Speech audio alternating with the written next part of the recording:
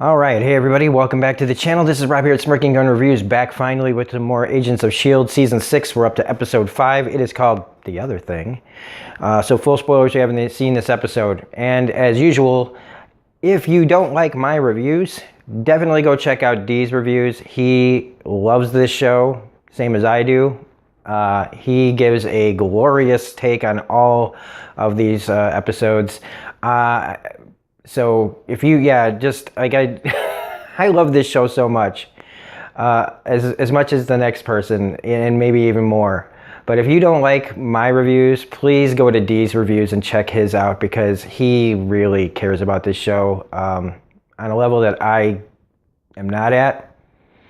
But if you like these reviews, please comment and share on these reviews, because it would really help the channel out.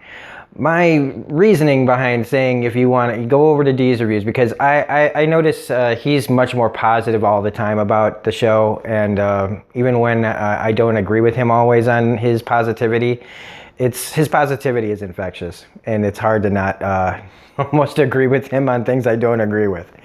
But after the Code Yellow review that I did, it got like such a wow, like a response from like just people like So I guess there's a lot of Deke Shaw fans out there, or people can't handle when somebody actually says, you know what, that wasn't that great.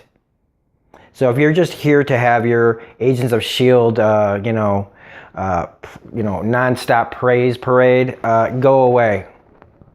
Because I actually like this show enough to be able to point out its flaws.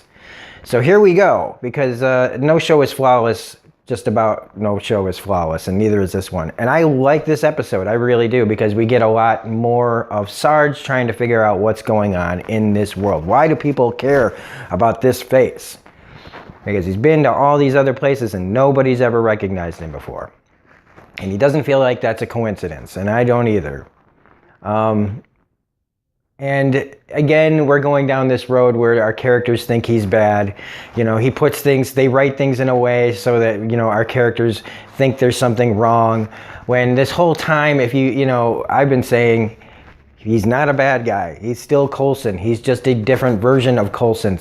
A version of Coulson that has seen and done some crazy shit, because in his reality, some crazy shit's been going down, and now it's happening all across the universe.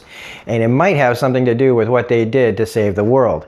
Because the more it's looking like what's happening out in space with Fitz and Gemma and Daisy, it's starting to sound like whatever they did might have released these shrikes, which I guess they are birds. Shrikes are birds, a kind of bird.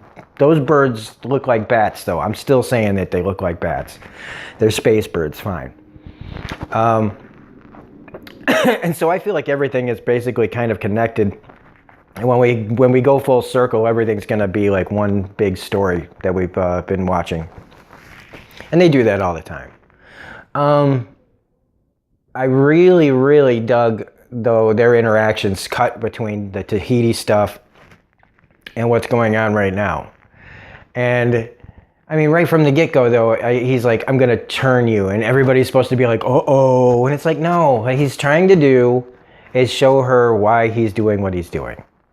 And it's for the audience as well, to let us know that what they've been doing is necessary.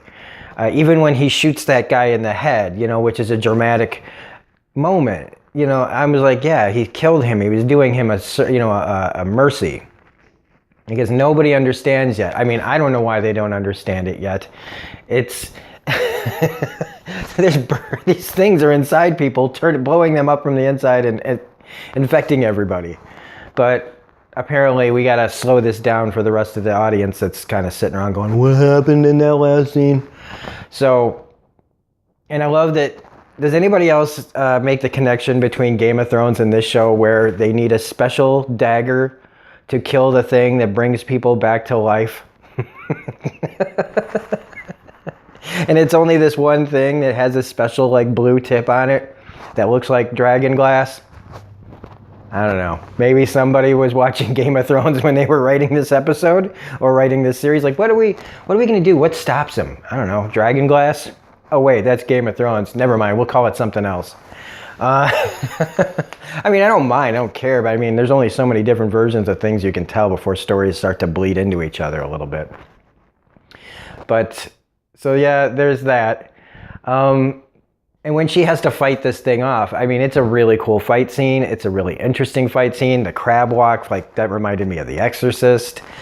So it's all really well done, and the crystal stuff when the people are bursting, that is really awesome effect, and it has not gotten old. But now, like, at least May knows. It took a long time to get there. They had to do it really cryptically because that's how shows roll.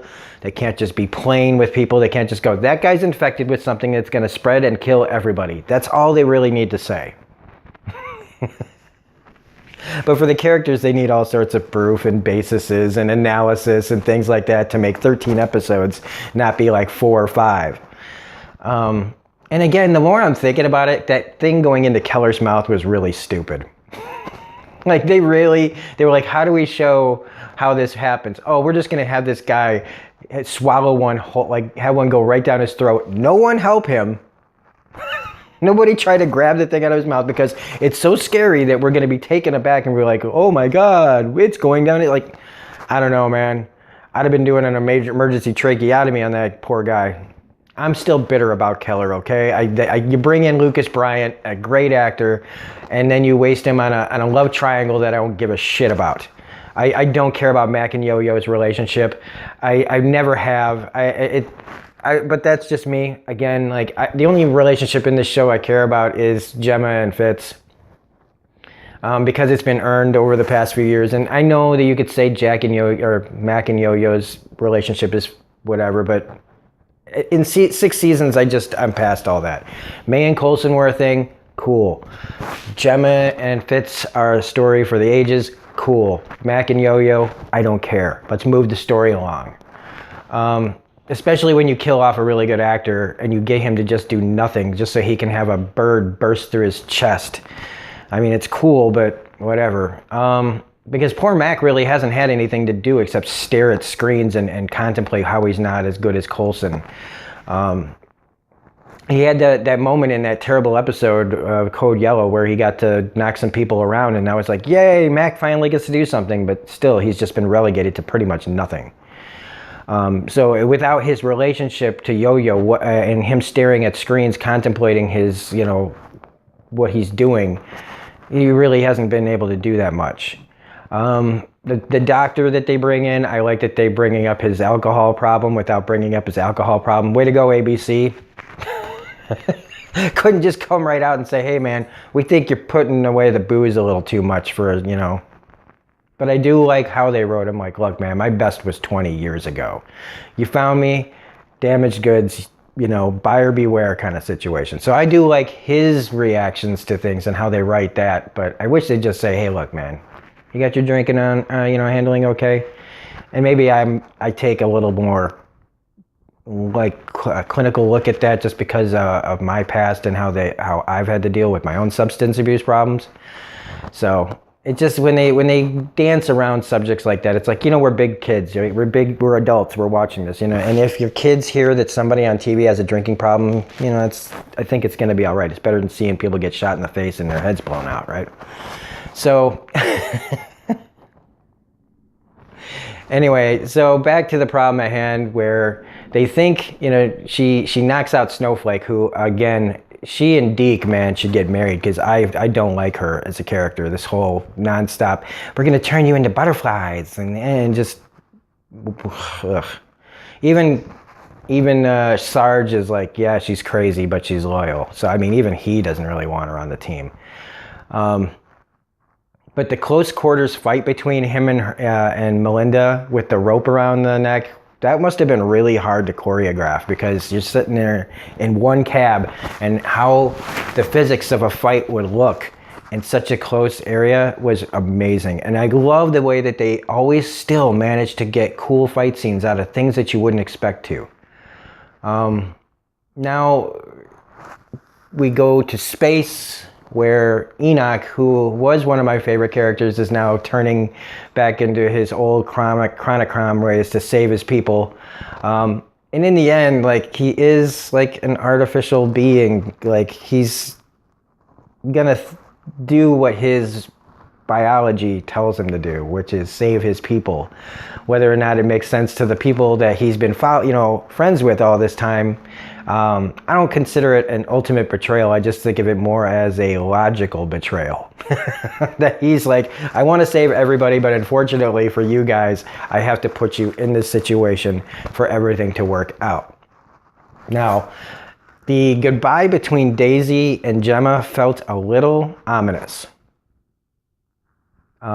It felt a little like maybe Gemma and Daisy are going to see each other again, because what they talk about with the monoliths and how it is a future thing, right? That he would have to take years to do it. So what I think we're looking at is Gemma and Fitz having to spend years creating the monoliths. Because that's what it's starting to sound like, that these were actually maybe created by them to go back and fix things that from the past. So will we be seeing Gemma and Fitz later on at some point? And I don't mean like, because I know we're going to see them more in this season, but will there be a reveal of them in the future as old Fitz and Gemma creating the solution to the problem, and it would taking years for them to fix, just in turn to go back in time to do it? And will Gemma and Fitz, if that's the case, be kind of, it feels kind of like a death knell for the show if they lose. Like, if we're setting up old Gemma and old Fitz, will we be getting a season 7? I thought I heard that it was greenlit before season 6 like even aired, but I don't know. But it's really interesting, I feel like, how things are starting to roll out. It feels kind of like a series finale that we're building up to. I hope it's not, because I think there's at least one more good story left in this show. Because somebody said that they were talking about the framework coming back, which I said was a possibility because of how they were using it how Deke was using it. I think that could be an interesting thing to deal with. But in the end of this episode, Melinda gets the drop on Sarge, so she's taking him back. Hopefully she's got Snowflake tied up somehow in the back, but you know how these things usually go. She'll probably get loose and, you know, free Sarge or some crap like that. And I guess to me, the only thing that I'm wondering is this our Coulson, or is this, you know, an alternate reality Coulson? That's really all I kind of want to know at the end of this, because look, they're going to save the day. Shit's going to go down. We're probably going to lose some people. I'm glad that we haven't lost Piper and Davis yet, although their complaining shtick is getting a little tiresome. I'm kind of glad that we're back on Earth. But I don't know. Does anybody else think it's weird, like when they were all congratulating each other when the Zephyr was returning? And you see all these characters that are like high-fiving each other, and it's like, you don't know any of these people. They're like the actual heart of this show, the ones that are actually making things happen.